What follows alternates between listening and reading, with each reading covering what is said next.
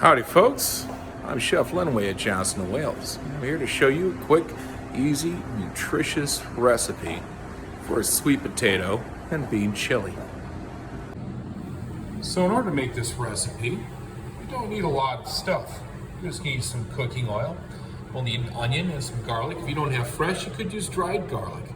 We also have some dried spices and herbs. We have cumin, chili powder, and oregano, which most people should have in their kitchen. We're going to put a couple of sweet potatoes in here. We also want some bell peppers. I happen to have a few pieces left over, which I'd love to use up. We'll use a can of beans. Dried beans work just as fine. If you pick up beans, you get more bang for the buck from dried beans than you do from canned beans, but canned beans are nice and convenient, so a lot of people have them around. Also, we use some sort of greens. I prefer kale, but sometimes all you have is spinach. Sometimes it's fresh, sometimes it's frozen.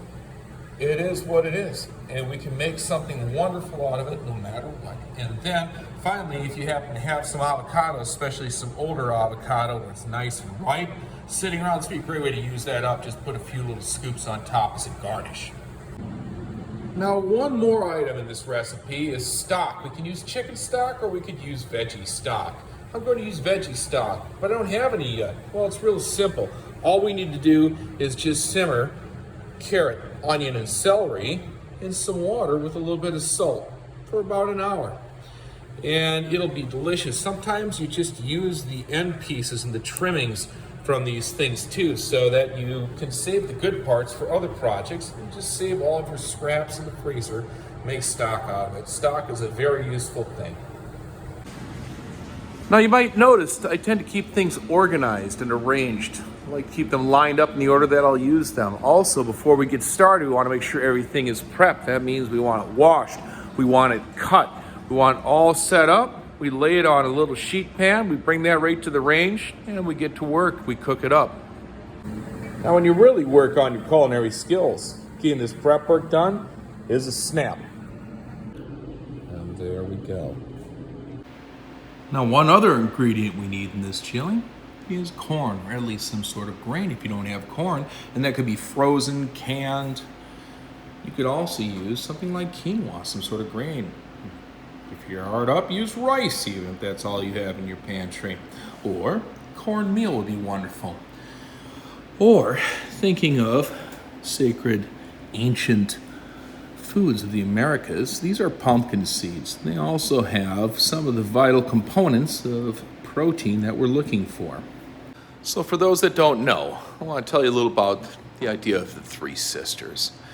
We wanted an easy, inexpensive, nutrient-dense meal. Something that we can throw all in one pot pretty much and be able to use things that should be readily available and somewhat flexible.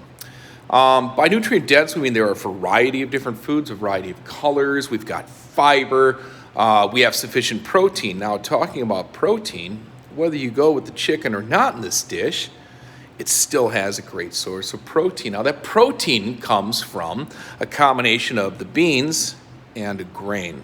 So we're using white kidney beans or black beans or chickpeas, wherever you have, combine that with a grain like corn, wheat, rice, quinoa, or a seed like pumpkin seeds. And I'm going to throw a little bit of pumpkin seed on there too. So this idea of the three sisters, they have this synergy in the way that they grew. So the corn would grow up, the beans would grow around it, and the squash would cover the ground. And the squash was like pumpkins type of a squash. And it's rich in vitamin A, like sweet potatoes. So with today's recipe, if you don't have sweet potatoes, you could easily use squash in this recipe too. And then the other two components, we had corn and beans. It was a perfect combination, B vitamins and what we call complementary protein. So as beans don't have every amino acid we need, whatever they lack, we find in the grains like the corn, the rice, wheat, things like that. And vice versa, what those foods lack in amino acids, the legumes will make up for. So it could be lentils, chickpeas, like I said, whatever you like. One other thing that I like to think about is also the idea of thrift and value. When you have dried goods like dried beans, lentils, quinoa, rice, grains, There's a great cost advantage to that. You don't have to keep a refrigerator. It has a really long shelf life, and they're actually very easy to cook and very, very nutritious. So this is what our maison floss looks like. We got our pot. We have a spoon and a spoon rest, and all of the ingredients that we need, and a list of the steps we must take. First, heat the pot. Then we add our oil. Our sweet potato, onion, peppers are next. Now remember, folks, color is nutrition, color is flavor. Let's get a little color on these veggies. All right, then after 5 or 6 minutes, see how we're getting some nice color on the veggie in the pan. We're gonna take our spices here. We're gonna shake all that on. We're gonna let this toast around for about a minute. Just till it gets nice and fragrant. It smells amazing. And once those are fragrant, we're going to add our beans. We're going to add our corn. See how easy this is? And we're going to add a little bit of stock, our cooking liquid. That's going to deglaze that pan and make everything taste absolutely amazing.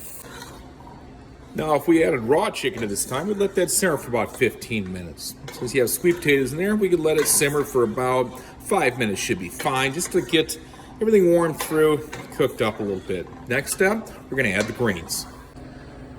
Now for the greens, if you have something large like kale, and I love kale because it has a nice firm texture. You could try collard greens too. They tend to be bitter. They need a little more cooking, or spinach is always an easy one to find. Spinach, I can just drop that in whole. I'm just gonna let these wilt right in here. So I'm gonna let that wilt up, stir it around, and cook it in and get another color and a little bit more texture in this. And here, ladies and gentlemen, is our final product.